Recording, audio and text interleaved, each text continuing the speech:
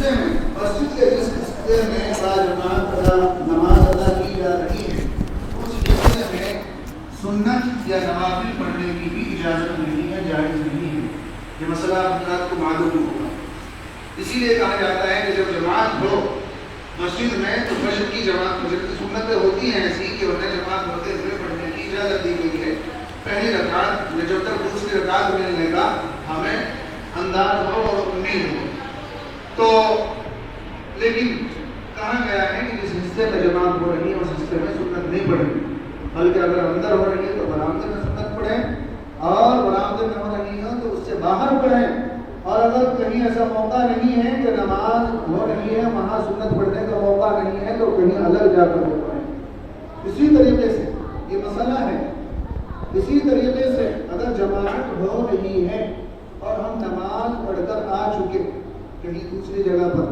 تو ہمیں چاہیے کہ جماعت کی جگہ سے الگ ہو کر کے بیٹھیں، یہ بھی مسئلہ ہے۔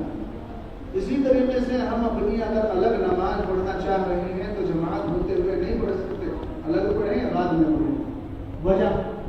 یہ مسئلہ بتانے کا مقصد یہ ہے، اس کی وجہ یہ ہے کہ کہیں دیکھنے والا یہ گمان نہ کر لے کہ بھئی اس کے دل میں نماز کی جماعت کی کوئی قدر نہیں ہے، یہ اپنی نماز میں پڑھ رہا ہے، جماعت ہو رہی۔ یہ مسئلہ اس لیے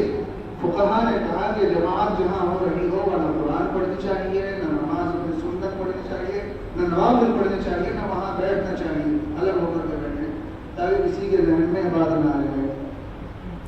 تو میرے بھائیوں، کہاں اس چیز کی اجازت ہوگی کہ نماز تراویح ادا کی جا رہی ہے، یہ نماز پڑھی جا رہی ہے، ہم گھر سے وضو کر کے آ گئے اور یا اپنی مسجد میں آ کر کے بیٹھ گئے، نماز کی نیت سے مسجد میں حاضر ہو گئے، اور بہت ساری مسجدوں میں ہم نے دیکھا، آپ حضرات نے بھی دیکھا ہوگا، ادھر امام صاحب نماز تراویح پڑھا رہے ہیں اور ادھر ہم پیچھے بیٹھے ہوئے باتیں کر رہے ہیں،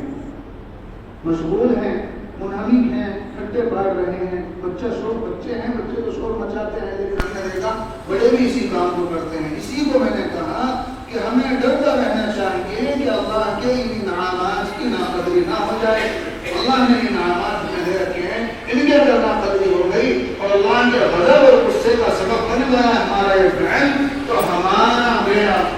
بجائے پار ہونے کے بیڑا غرق ہو جائے۔ اسی طریقے سے اسی کے ساتھ ساتھ ہمیں ہر ایسے موقع پر امید رہنا چاہیے کہ ہم اللہ تعالیٰ نے ہمیں مسجد میں بلایا ہے، نماز کے لیے ہم آئے ہیں، ہمارے اندر اتنی طاقت اور اتنی استطاعت نہیں ہے کہ ہم اللہ تعالیٰ کی عبادت کا کما حق حق ادا کر سکیں۔ جیسے کیسے ہم مسجد میں آ گئے اور اپنی طرف سے ہم کوئی کمی کرنے کی پوزیشن میں نہیں ہے، نہ ہم کمی کریں گے، جیسا عمل ہم سے ہو جائے گا کریں گے، اور اللہ کی ذات سے امید رکھیں گے اور رکھنی چاہیے کہ اللہ تعالیٰ قبول کر کے ہمارے ٹوٹے پھوٹے عمل کو اللہ تعالیٰ ہمارا بیڑا پار لگائیں گے، اور اللہ کا ہمارا یہ آنا بیٹھنا، دعا کے لیے آ جانا، دعا کی نیت کر لینا، یہ سبب بن جائے اور اللہ تعالیٰ ہمارے لیے اپنی رضا کا، خوشنودی کا اور جنت کا فیصلہ فرما دے۔ اس کی بھی امید ہمیں رکھنی چاہیے ایسے مواقع کے اوپر۔ بہرحال زیادہ لمبی چھوٹی بات کرنے کا نہ موقع ہے نہ وقت ہے۔ قرآن کریم کی یہ مجلس ہے، قرآن کریم اللہ تعالیٰ نے ہمیں عطا کیا ہے۔ کیوں عطا کیا؟ قرآن کریم ہمارے پاس کیوں ہے؟ قرآن کریم مقدس کتاب ہے، ہم سب جانتے ہیں، اب یہ میں نے بھی کہا قرآن کریم مقدس ہے اور ہے بھی مقدس۔ قرآن کریم عظمت والی کتاب ہے، اللہ کا کلام ہے، سب جانتے ہیں، لیکن یہ ہماری ضرورت بھی ہے، دھیان کے ساتھ سنیں، یہ ہماری ضرورت بھی ہے، اس کو عمل میں لائے بغیر ہمارا بیڑا پار نہیں ہو سکتا۔ مثال کے طور پر ہم بازار سے چھوٹی سی چیز لینے جائیں، کسی کمپنی کا کوئی مشین لینے کے لیے گئے، جیسے آج کے دور میں موبائل ہی سمجھ لیجیے، یا ایک پریشر کوکر ہی سمجھ لیجیے، پریشر کوکر جس میں ہم کھانا بناتے ہیں، بہت چھوٹی سی چیز ہے نہیں، کوئی بڑی چیز نہیں ہے، لیکن کمپنی اس میں کتاب رکھ کے دیتی ہے، ڈگری ہوگی جب بھی آپ نے نیا کوکر لیا ہوگا، اس سے کتاب لکھی ہوگی، موبائل کے ساتھ یہ کتاب چاہتا ہے، کوئی اور چیز دوائی ملیں گے تو اس میں بھی پرچہ رکھا ہوا ملتا ہے، اس میں کیا ہوتا ہے، اس میں ہدایات ہوتی ہیں، ڈائریکشن ہوتی ہے